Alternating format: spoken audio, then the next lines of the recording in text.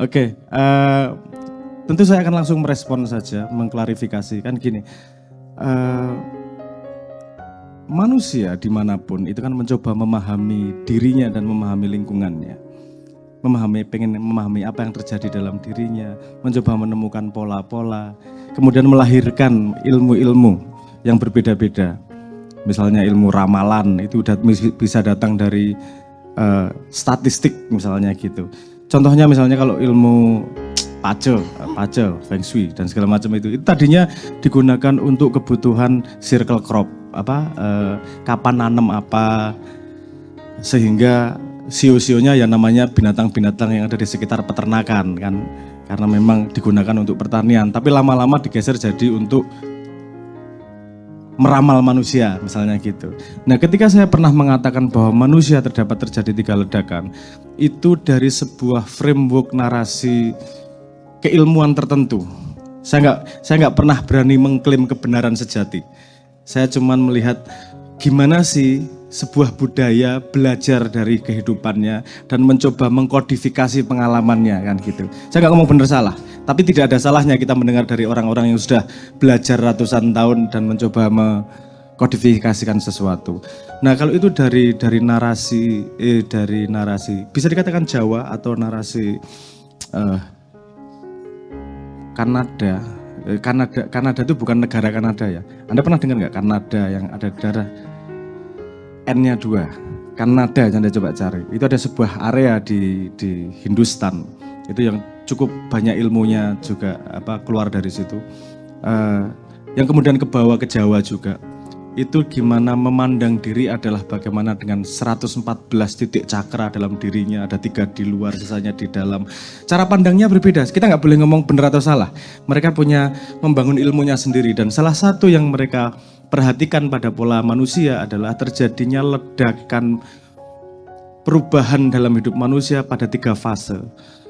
Kalau ada perbedaan laki-laki sama perempuan. Yang pertama sama, ketika umur 33 tahun, itu biasanya terjadi perubahan besar dalam hidupnya. Entah kesadaran spiritual, entah tiba-tiba kaya raya, entah tiba-tiba jadi miskin, entah pokoknya ada perubahan besar yang membuat dirinya harus bertransformasi. Terbesarnya pada umur 33. Kalau kemudian yang keduanya, kalau laki-laki itu umur 46, kalau perempuan umur 43, itu ada ledakan kedua. Ledakan yang jauh lebih kecil daripada ledakan umur 33. Terus kemudian ada ledakan yang ketiga, itu di umur 60 tahun. Terjadi kesadaran lagi. Mungkin kalau Anda memperhatikan yang bapak-bapaknya atau mbah-mbahnya mulai ikut kumpulan pengajian itu sekitar umur berapa? Mungkin itu pada ledakan ketiganya mungkin. Gak paham saya. Itu kan ada orang mengamati pola dan kemudian dikodifikasi jadi ilmu. Menurut saya berharga aja ditonton. Coba lihat gimana ya, korelasinya gimana ya. Kak, di dunia sains sendiri sudah definitif dari neuroscience bahwa ketika umur 40 tahun itu terjadi memang perubahan fisiologi. Ada perubahan sambungan neuron dalam otaknya.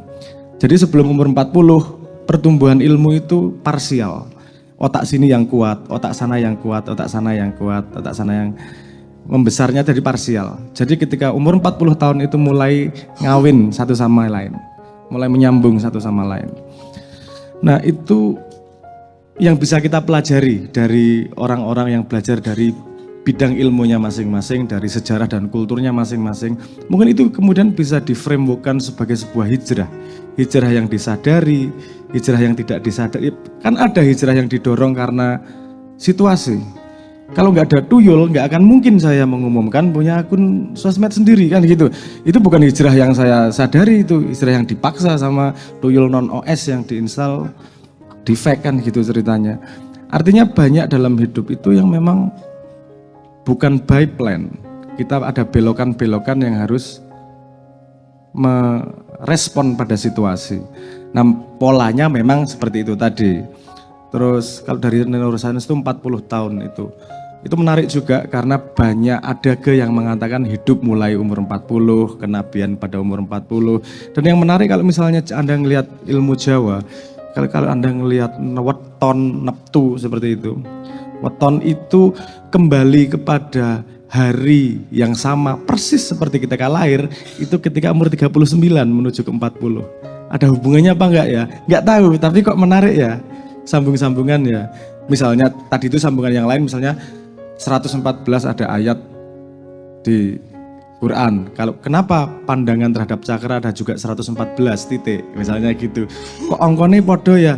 Ini kita dalam posisi bukan orang yang tahu, tapi orang yang bodoh pengen mencari tahu sebenarnya yang mereka gali itu apa toh. Karena kalau mereka sama-sama secara objektif pengen memahami alam, mereka akan ketemu pada titik yang sama pasti. Mungkin jalannya berbeda. Seperti kita katakan cerita dulu berkali-kali bahwa mangga itu ya tetap mangga, motongnya caranya beda. Pada akhirnya ya tetap mangga.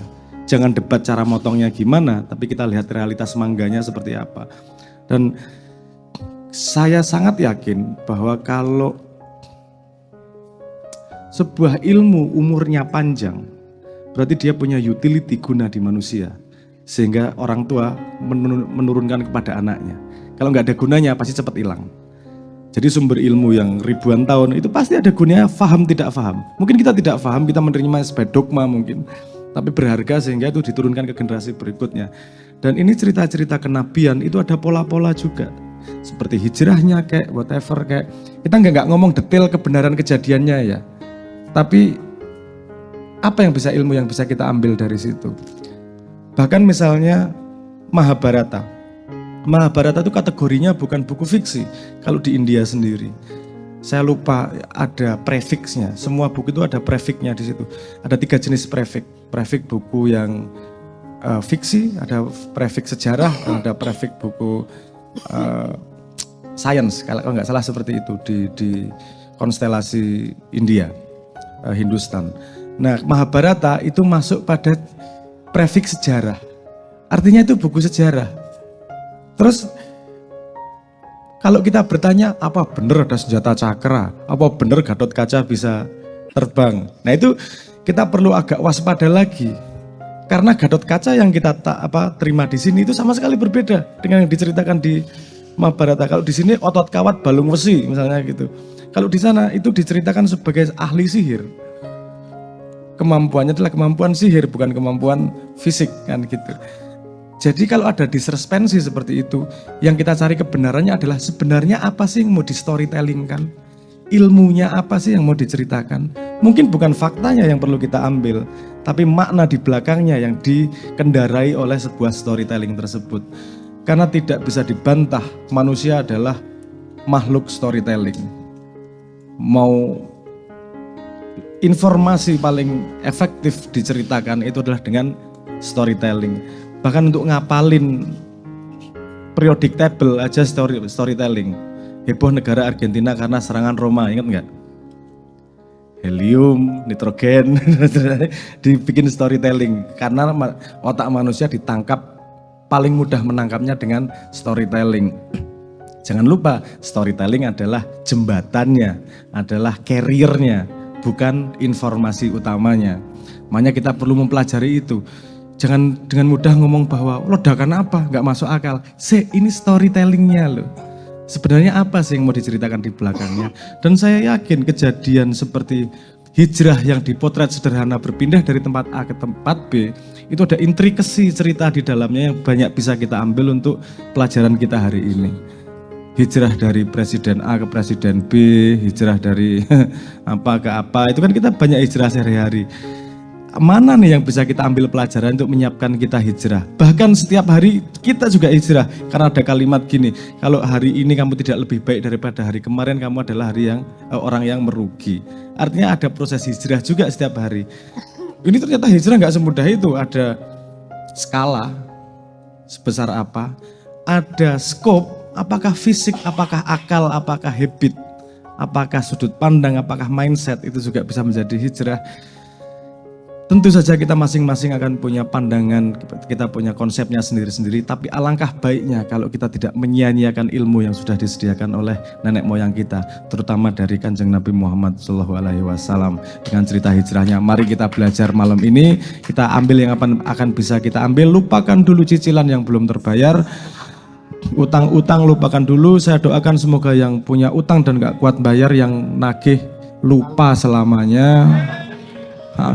Kalau pinjol nggak akan lupa ya, mohon maaf ya. Kecuali servernya crash, doanya servernya crash, pinjol-pinjol itu ndasmu. Mungkin saya tidak ngomong terlalu banyak, jangan terlalu banyak karena teman kita butuh pandangan dari teman-teman yang lain. Semoga kita malam ini bisa belajar dari hijrah untuk bisa sanggup ke masa depan menghadapi hari esok. Matur nuwun, wassalamualaikum warahmatullahi wabarakatuh.